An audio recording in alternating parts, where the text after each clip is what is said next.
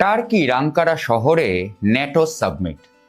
রিপোর্টারদের মুখোমুখি হয়ে Donald Trump যেটা বললেন সেটা শুনে সারা পৃথিবী চমকে গেলেও আমি কিন্তু একটুও চমকাইনি, এবং যারা জিও কাকা দেখে রেগুলারলি তাদেরও চমকানোর কথা নয়। ডোনাল্ড ট্রাম্প বলে ইরানের সাথে যে 14 পয়েন্টের মৌ সাইন হয়েছিল সেইটা ওভার, এর কোনো আর ভ্যালিডিটি নেই, এবং ইরানের সাথে যে যুদ্ধ পরিস্থিতি সেইটা কিন্তু আবার বহাল হয়ে গেল। এই যে 14 পয়েন্টের একটা পিস এগ্রিমেন্ট হয়েছিল, যেটা 60 দিনের একটা উইন্ডো নিয়ে ডিসকাস করে একটা ফাইনাল তার ফলাফল বেরিয়ে আসার কথা, যেটা কিন্তু সুইজারল্যান্ডের মিটিং হয়েছিল, যাতে কিন্তু পাকিস্তান ছাতি পিটিয়ে পিটিয়ে বলে এসেছিল যে আমরা অসাধারণ কাজ করেছি। আজ এই কয়েক সপ্তাহের মধ্যেই ডোনাল্ড ট্রাম্প কিন্তু সেই চুক্তি ভেস্তে যাওয়ার ঘোষণা করে ফেললেন। আমরা ডোনাল্ড ট্রাম্পের প্রসঙ্গে আসবো, আমরা পাকিস্তানের প্রসঙ্গে আসবো, এবং এর কি ইম্প্যাক্ট হবে আমরা সেই প্রসঙ্গেও আসবো।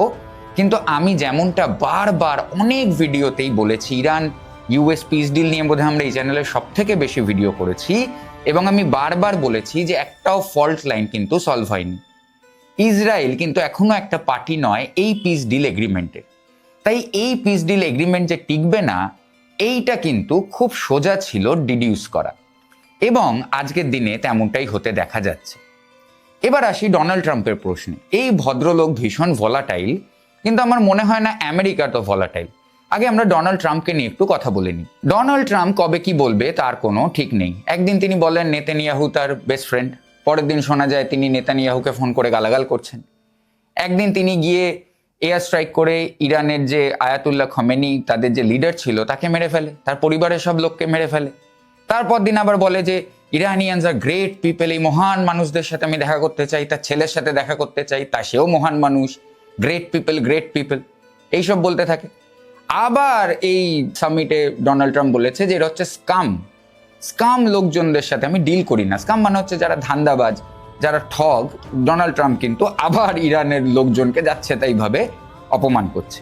এবং নেটো সাবমিট থেকে সরাসরি ডোনাল্ড ট্রাম্প এই বার্তাও দিয়েছে যে তিনি নেগোসিয়েশনে বাধা হয়ে দাঁড়াতে চাইছেন না, কিন্তু এই নেগোসিয়েশন থেকে কোনো ঠিক বা ভালো আউটকাম বেরিয়ে আসবে বলে তিনি আর বিশ্বাস করেন না।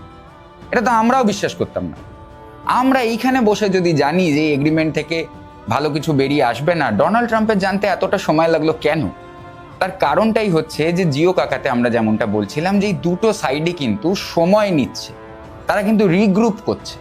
একটা রাউন্ড অফ যুদ্ধ হয়েছে, দুজনেই দুজনকে অ্যাসেস করেছে, এবং আমেরিকাতে ইসরায়েলি যে প্রভাব আছে সেই প্রভাব কিন্তু আমেরিকাকে কোনোদিন এই যুদ্ধ থেকে হেঁটে যেতে দেবে না, এবং সম্ভবত আমেরিকা চায়ও না। আমেরিকার গেম প্ল্যানটা এখানে বোঝা দরকার।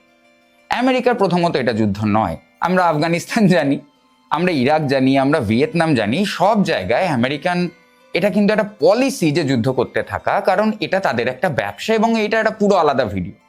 আমেরিকার এই যুদ্ধর ব্যবসা নিয়ে আমি শীঘ্রই একটা ভিডিও বানাবো, তখন আমি আরো ডিটেলসে এটাকে এক্সপ্লেন করতে পারবো যে কেন আমেরিকার দরকার যে সারা পৃথিবীতে যুদ্ধ লেগে থাকুক তাদের নিজেদের এক্সিস্টেন্সের জন্য। তাই এটা যে একদম ডোনাল্ড ট্রাম্প করছে, হ্যাঁ ডোনাল্ড ট্রাম্প এইসব কথা বলে পৃথিবীর মিডিয়া লোকজন এদেরকে বিভ্রান্ত করতে পারে, শক অ্যান্ড ট্যাকটিক্স ইউজ করতে পারে, এইসব বলে হেডলাইন্সে থাকতে পারে, কারণ ডোনাল্ড ট্রাম্পের একটা মিডিয়া ব্যাকগ্রাউন্ড আছে, তো তিনি কিন্তু এগুলো ইউজ করেন।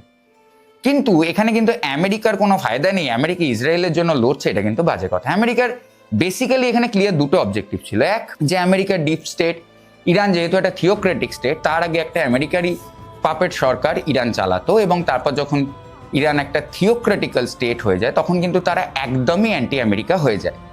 এবং আমেরিকান যেসব ডিপ স্টেট আছে, সেটা সিআইএ হোক, এবং তার সাথে যদি আপনি ইসরায়েলের ডিপ স্টেটকে যোগ করেন, মোসাদ হোক, এরা মিলে কিন্তু ইরানে একটা মনিটর করছিল, এবং হয়তো কিছুটা উস্কানিও দিচ্ছিল যে একটা মাস প্রটেস্ট তৈরি হোক, যেটা কিন্তু এই কয়েক বছর ধরে দেখা যাচ্ছে যে ইরানের জনতা কিন্তু ইরানের গভর্নমেন্টকে নিয়ে খুব ক্ষুব্ধ ছিল।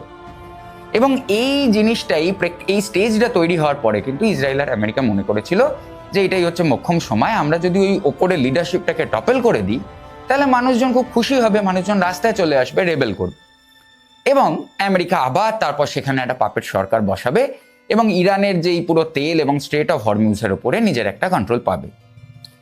যদি এটা পূরণ না হয়, আমার তো মনে হয় না যে আমেরিকানরা এত বোকা যে এটা ভেবে আসেনি যে হোয়াট ইফ এই অবজেক্টিভটা পূরণ হলো না। তাতেও কিন্তু আমেরিকার একটা ফায়দা আছে। যতদিন স্ট্রেট অফ হরমুজ বন্ধ থাকবে ততদিন কিন্তু এই তেলের দাম বাড়তে থাকবে। তেল, গ্যাস, পেট্রোলিয়াম, এনার্জি, এই দামগুলো কিন্তু হু হু করে বাড়তে থাকবে, এবং সারা পৃথিবীতে তেল কিন্তু কেবল বিক্রি হয় ডলারে, যেটাকে আমরা বলি পেট্রো ডলার সিস্টেম, যার জন্যই কিন্তু আজকে আমেরিকা এত বড় লোক। তাই তেলের দাম যদি বাড়ে, তেল যদি বেশি বিক্রি হয়, কোনো না কোনোভাবে আমেরিকারই তো লাভ হচ্ছে, কারণ তাদের ডলারের ডিমান্ডও তেলের সাথে বাড়ছে। এবং তারা যে সদ্য ভেনেজুয়েলা অ্যাকোয়ার করেছে, সেই তেলগুলোকেও বেচার নতুন কাস্টমার পাচ্ছে যদি ইরানের থেকে তেল আসা বন্ধ হয়। এবং যেটা আমেরিকার আর একটা চেষ্টা, যে আলটিমেটলি এই যুদ্ধ শেষে যদি ইরানের গভর্নমেন্টকে তারা টপল করে দিতে পারে, তাহলে আরও তেল পাওয়ার রাস্তা তাদের কাছে পরিষ্কার হয়ে যাবে। তাই আমেরিকা যদি খুব স্ট্র্যাটেজিক্যালি আপনি ভেবে দেখেন, এই যুদ্ধতে কিন্তু খুব একটা কিছু হারানোর নেই। হ্যাঁ, আমেরিকা তো নিজের সোলজার পাঠাচ্ছে না, আমেরিকা ল্যান্ড অ্যাসেট ইউজ করছে না, আমেরিকা ইনভেশন করছে না, আর আমেরিকা এরকম হাজার হাজার কোটি কোটি টাকা ইউক্রেনে নষ্ট করছে। এখানে তো অ্যাকচুয়ালি আমেরিকার কিছু পাওয়ার আছে। তাই আমেরিকা যে এই যুদ্ধ খুব তাড়াতাড়ি শেষ হয়ে যাক এবং ইরান এইভাবে জিতে যাক যে ইরান কালকে স্ট্রেট অফ হরমুজে পুরো দখল নিয়ে নেবে, যেটা ইরান বলছে যে আজকে স্ট্রেট অফ হরমুজ দিয়ে কোনো জাহাজ পাস করলে, কোনো অয়েল ট্যাঙ্কার পাস করলে তাদেরকে একটা ফি দিতে হবে। ইরান ঠিক করবে কে পাস করবে, কে পাস করতে পারবে না। এই যে সব জিনিসগুলো, এইগুলো কিন্তু আমেরিকা কোনোদিন মেনে নেবেন। এই যে ওপরে ওপরে অপটিক্সের জন্য আমেরিকা আর ইসরায়েলের মধ্যে খুব শত্রুতা হচ্ছে, এই যে যেগুলো বলা হচ্ছিল, এগুলো কিন্তু আগামী দিনে আরোই ক্লিয়ার হয়ে যাবে যে অ্যাকচুয়ালি কোনো শত্রুতা ছিল না। এই দুটো দেশই নিজের টাইম বাই করছিল যাতে এরা নতুনভাবে এই যুদ্ধটাকে আবার চালু করতে পারে।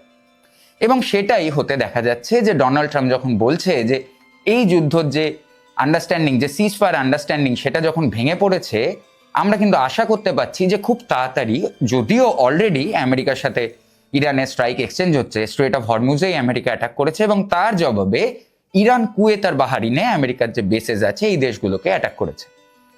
এবং এইটা আবারও সেই মিডিল ইস্টে একটা লম্বা ওয়ার হওয়ার এবং অনেকগুলো দেশ জড়িয়ে পড়ার যে প্রবলেম, যে থ্রেট ছিল, তার দিকে ইঙ্গিত দিচ্ছে। এবং এইটা আমাদের জন্য খুব ইম্পর্টেন্ট, কারণ আবার আমরা একটা এনার্জি ডিপেন্ডেন্ট দেশ, আবার যদি হরমুজ বন্ধ হয় আবার এনার্জি সমস্যা হবে। যদিও এই কদিন হরমুজ খোলাতে আমার কাছে যা খবর আছে যে ভারতবর্ষের তেলের রিজার্ভ 1 বছরে সব থেকে নিজের হায়েস্ট লেভেলে আছে। কিন্তু তাও যদি ইরান আবার একটা যুদ্ধে জড়িয়ে পড়ে মিডিল ইস্টে আমেরিকার সাথে, ইসরায়েলের সাথে, এবং সেটা যদি একটা ওয়াইডার ওয়ার হয়, তাতে যদি পুরো মিডিল ইস্ট এনগালফড হয়ে যায়, তাতে কিন্তু ভারতবর্ষের জন্য চিন্তার কারণ আবার বাড়বে। তাই এই যুদ্ধ কিরমভাবে প্লে আউট করে তার দিকে কিন্তু ভারতবর্ষ খুব আগ্রহ নিয়ে তাকিয়ে থাকে। এবং শেষে যার কথা না বললেই নয়, এই যে ফ্রি এর অ্যাক্টরের মধ্যে পাকিস্তান, একটা টেররিস্ট দেশ, সে গেছে, তার কি ক্রেডিবিলিটি, সে গেছে পিস টক করাতে আমেরিকার ইরানে, এবং ছাতি পিটিয়ে পিটিয়ে জেডি ভান্সকে পাশে নিয়ে তারা বলে বেড়াচ্ছে যে ওফ কি পিস ডিল করেছি, ওফ সারা পৃথিবীর দেখে পাগল হয়ে যাবে, শান্তি শান্তি। পাকিস্তান আর শান্তি, মানে আমার ভাবলেও লজ্জা করে। আমেরিকা একটা রোগ দেশ, সেই ডাকতে পারে পাকিস্তানকে যে ভাই তুই আয় পিস ডিল করতে, তুই আয়, তুই টেররিস্ট দেশ, তুই আয়, তুই আয়, তুই। এটা আমেরিকার মতো একটা রোগ দেশই আর একটা রোগ দেশকে ডাকতে পারে। এবং পাকিস্তান যে ডাহা মিথ্যাবাদী, সে নিজেও জানতো যে কোনো এগ্রিমেন্ট টিকবে না, এই কোনো এগ্রিমেন্ট টেকার কথা নয়। যেটা আমি জানি সেটা পাকিস্তান জানে না, এমন তো হতে পারে না। তো পাকিস্তানও জানতো যে এইসব কোনো এগ্রিমেন্ট টিকবে না। তারা ওই কিছুটা গ্লোবাল, মানে বাটি নেওয়া দেশ, তো কোন দিন দরকার হবে কোন দেশের কাছে আবার বাটি নিয়ে দাঁড়াতে হবে, তো মোটামুটি সুটফুট পরে গালে পাউডার মেখে একটা স্টেজ পাওয়া যাচ্ছে আমেরিকার সাথে, ও হো হো হো হো। এবং পাকিস্তানের যারা জার্নালিস্ট, পাঞ্জাবের প্রাক্তন মিনিস্টার, যে পিসিবি চেয়ারম্যান ছিল নাজাম শেট্টি, তার ইন্টারভিউ আপনারা ইন্টারনেটে পেয়ে যাবেন। সেও বলছে যে হ্যাঁ, পাকিস্তান একটা অসাধারণ লং লাস্টিং ডিল করে এসছে। আমরা কিন্তু তখনও সেইটা নিয়ে ভিডিও করে বলেছিলাম যে পাকিস্তান ডাহা মিথ্যে কথা বলছে, যেমনটা পাকিস্তানের স্বভাব। পাকিস্তান একটা ফ্রি এজেন্ট, পাকিস্তান একটা রোগ টেররিস্ট দেশ। পাকিস্তানকে কিন্তু যখন যেভাবে দরকার হয় এই ওয়েস্ট ইউজ করে, যুদ্ধ করতে, এখানে গিয়ে জঙ্গিবাজি করতে, ওখানে গিয়ে মুজাহিদ্দিন তৈরি করতে, কালকে এইসব ফালতু পিস ডিল, তাতে ওকে ডেকে নিতে। তো পাকিস্তান ওয়েস্টের একটা খেলনা, যেটাকে নিয়ে ওয়েস্ট খেলতেই থাকে, আর পাকিস্তানও নিজেকেই বারবার বিক্রি করে নিজেকে সার্ভাইভ করতে থাকে। তাই পরবর্তীকালে পাকিস্তানকে আর কোনো এরকম পিস ডিলে ইনভলভ করা হবে কিনা, এটা কিন্তু সারা পৃথিবীর ভেবে দেখার সময় এসছে। এই যে পাকিস্তান মাঝখানে কিছুটা সময় নষ্ট করে কিছুটা গ্লোবাল স্পটলাইট নিয়ে বেরিয়ে গেল, এর বাইরে কিন্তু পাকিস্তানের ক্ষমতা কোনোদিনই খুব একটা কিছু ছিল না। তাই মিডল ইস্টের লং টার্ম পিস যদি আমাদের খুঁজতে হয়, সারা পৃথিবীকে যদি খুঁজতে হয়, তাহলে সবার আগেই পাকিস্তান বলে দেশটাকে ইকুয়েশন থেকে বাদ দিতে হবে। পাকিস্তানের পৃথিবীতে সেই সে নেই, পাকিস্তানের পৃথিবীতে সেই অফারিং নেই, পাকিস্তানের পৃথিবীতে সেই মিলিটারি পজিশন নেই, যেখানে পাকিস্তান কোনো পিস ডিল করাতে পারবে যেটা দুটো দেশ শুনবে বসে। পাকিস্তান এই রেসপেক্ট পৃথিবীতে আজকের দিনে কমান্ডই করে না, এবং পাকিস্তানের এই যে ডাহা মিথ্যা কথার ক্যাম্পেইন, এটা কিন্তু ডোনাল্ড ট্রাম্প নিজেই ভেস্তে দিয়েছেন সারা পৃথিবীর মিডিয়ার কাছে। এই ডোনাল্ড ট্রাম্প, যিনি আসিম মনিরকে মাই ফেভারিট ফিল্ড মার্শাল বলে ডাকেন, তিনি কিন্তু নিজেই এক্সপোজ করে দিলেন যে পাকিস্তান কতটা মিথ্যাবাদী। ইরান ইউএস পিস ডিল ভেস্তে যাওয়া নিয়ে আপনার মতামত আমাকে কমেন্টে লিখে জানান। আগামী দিনে এই যুদ্ধ কি পরিণতি ধারণ করবে তাই নিয়ে আপনার বক্তব্য আমাকে কমেন্টে লিখে জানাতে পারেন। আপনি দেখছিলেন জিও কাকা। আমি এই চ্যানেলে জিও পলিটিক্স নিয়ে প্রত্যেক দিন একটা ভিডিও বানাই, তাই জিও পলিটিক্স যদি আপনার ইন্টারেস্টের সাবজেক্ট হয়, তাহলে আমার ভিডিওটা আপনার বন্ধু বা ফ্যামিলিতে যারা জিও পলিটিক্স নিয়ে ইন্টারেস্টেড তাদের সাথে শেয়ার করতে প্লিজ ভুলবেন না। দেখা হবে আগামীকাল জিও পলিটিক্সের অন্য কোনো ভিডিও নিয়ে। সঙ্গে থাকার জন্য ধন্যবাদ। নমস্কার।